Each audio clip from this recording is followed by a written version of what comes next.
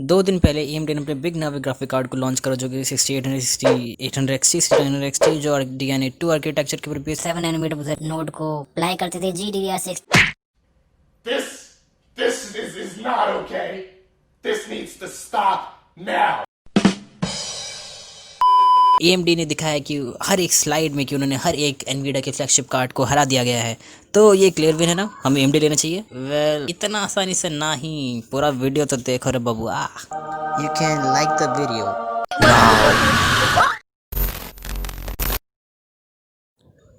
तो पहला आ जाता है प्राइसों में गिरावट।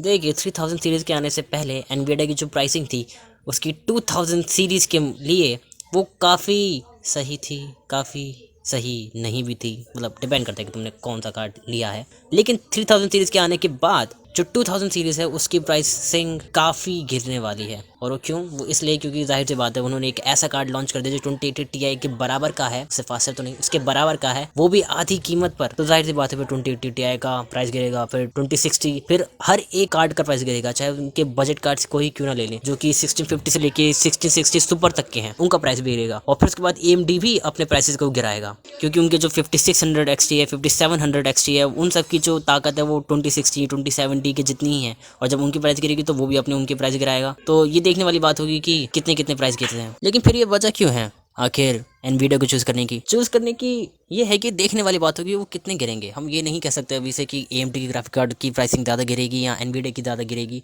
लेकिन जहाँ तक मेरे को लगता है कि NVIDIA के पास ज़्यादा ऑप्शंस हैं तो वो ज़्यादा कम कर सकता है, AMD के पास कम है। लेकिन अब देखने वाली बात होगी कि अब प्राइसिंग कैसी होगी, तो देखते हैं कि आखिर क्या होगा। दूसरी बात करना चाहूँगा मैं ग्राफिक ड्राइवर्स के ऊपर।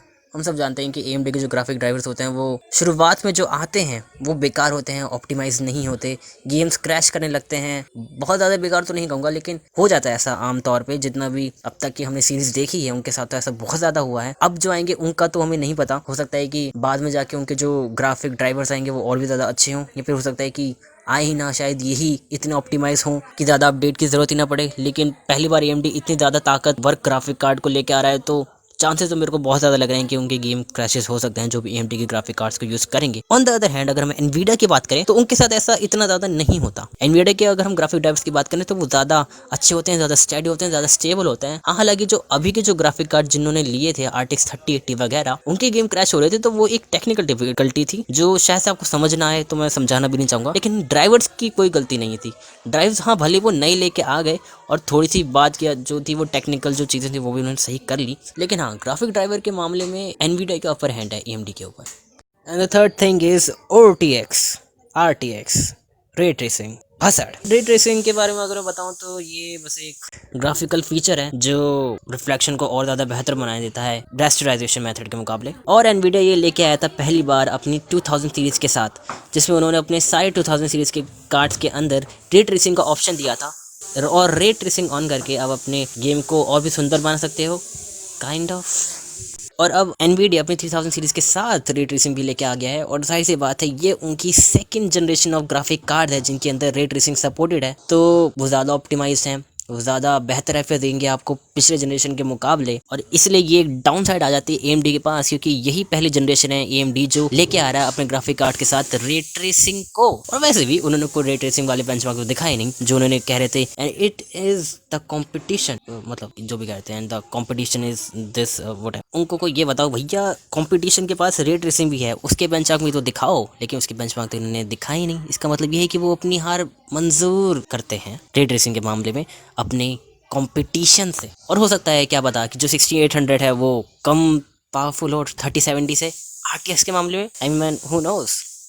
अब चौथा मैं कंसीडर करना चाहूँगा यूटिलिटीज़ को, मतलब वो सॉफ्टवेयर जो दोनों कंपनियां अपने ग्राफिक कार्ड्स के साथ देती है जो थोड़ी सी मतलब हेल्प कर सके गेमिंग में या दूसरे कामों में। तो इस बार जो अगर मैं बात करूं NVIDIA जो यूटिलिटी लेके आया है अपने ग्राफिक कार्ड्स के साथ, तो वो कुछ खास तो नहीं है। वो हमेशा से कुछ ना कुछ लेके आ रहा है, जैसे नॉइस रिडक्शन करके भी था एक ऐप NVIDIA की जो, लेकिन उन सब की मैं बात नहीं करना चाहूँगा क्योंकि उन सबको लोग कम ही यूज़ करते हैं।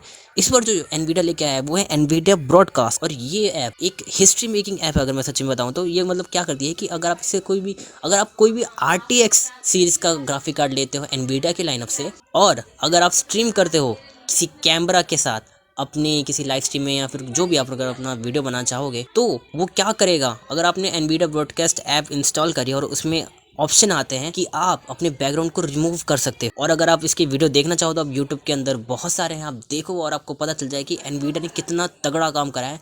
मतलब कि RTX 2060 जो लोएस्ट एंड ग्राफिक कार्ड है एनवीडिया का रे ट्रेसिंग के मामले में, उसमें भी इतनी तगड़ी ब्रॉडकास्ट ऐप काम कर रही है कि क्या बताऊं। और सच में एक बहुत ही तगड़ा वरदान दिया है एनवीडिया ने इस बार अपने ग्राफिक कार्ड्स के साथ, जो कि बहुत ही कमाल की चीज़ है सच में। लेकिन AMD ऐसा सच में कुछ नहीं कर पाई। अगर मैं बात करूँ कि हाँ, उन्होंने भी कुछ यूटिलिटी दी है जैसे कि smart access memory, rage mode, जिसके बारे में मैं आगे भी बताऊंगा। मेरा नेक्स्ट पॉइंट इसी के बारे में है। लेकिन एनवीडिया ब्रॉडकास्ट ऐप जैसा जो फीचर है वो AMD अगर लाएगा तो उसको लाने में टाइम लगेगा और तब तक न जाने क्या क्या हो जाए, कुछ कह नहीं सकते। और एनवीडिया का ब्रॉडकास्ट फीचर सच में बहुत अच्छा है, आप यूज़ करो अगर आपने सच में कोई RTX कार्ड लिया है एनवीडिया को तो एनवीडिया ने एक पॉइंट आगे निकल गया इस मामले में। तो अब पांचवा जाता है मार्केटिंग। अब देखिए कि मार्केटिंग के बारे में बात करूँ तो एनवीडिया कह लो, AMD कह लो, इंटेल कह लो, तीनों की तीनों बहुत बड़े फेकुमल हैं। पहली बात तो एनवीडिया ये कह रहा था कि जो उसका 3070 है वो 2080 Ti को आउट परफॉर्म करेगा। मतलब आउट परफॉर्म, बहुत सारे 3070 के रिव्यूज़ जो आए हैं, मैं तो कहीं देखा 2080 Ti को उसको हराते हुए।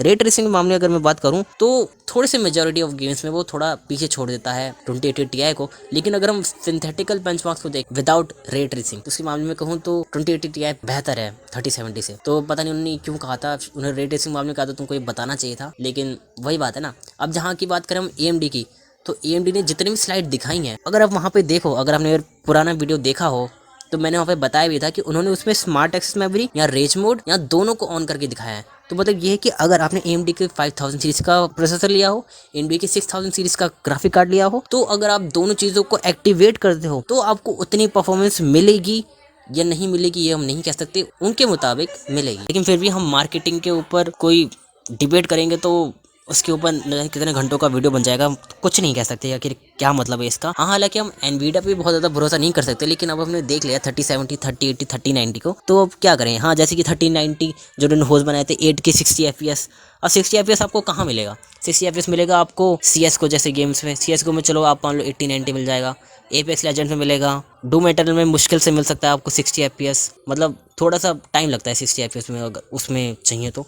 अब जाहिर सी बात है यार, आप खुद बताओ, ऐसे ई स्पोर्ट्स गेम में हर किसी को 100+ FPS चाहिए होता है। आप अपने एनिमी को 8K में देख के क्या करोगे अगर आपको 100+ FPS का जो स्मूथ एक्सपीरियंस है वो मिलेगा ही नहीं, तो है ना। तो वही बात है, 8K 60 क्या करेंगे भला कोई।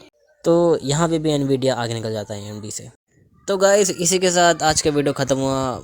मैं कोशिश करी कि आपको अच्छा लगे, थोड़ा बोरिंग कम लगे, खैर जो भी हो। अगर आपको अच्छा लगा तो आप लाइक करो, अगर अच्छा नहीं लगा तो डिसलाइक करो। लेकिन फिर मैं अपने अगले वीडियो के साथ तो आऊँगा ही, तो अपने लाइक और डिसलाइक को लेके आ जाना। चलिए गाइस, फिर मिलते हैं फिर अगले वीडियो में। Goodbye, take care.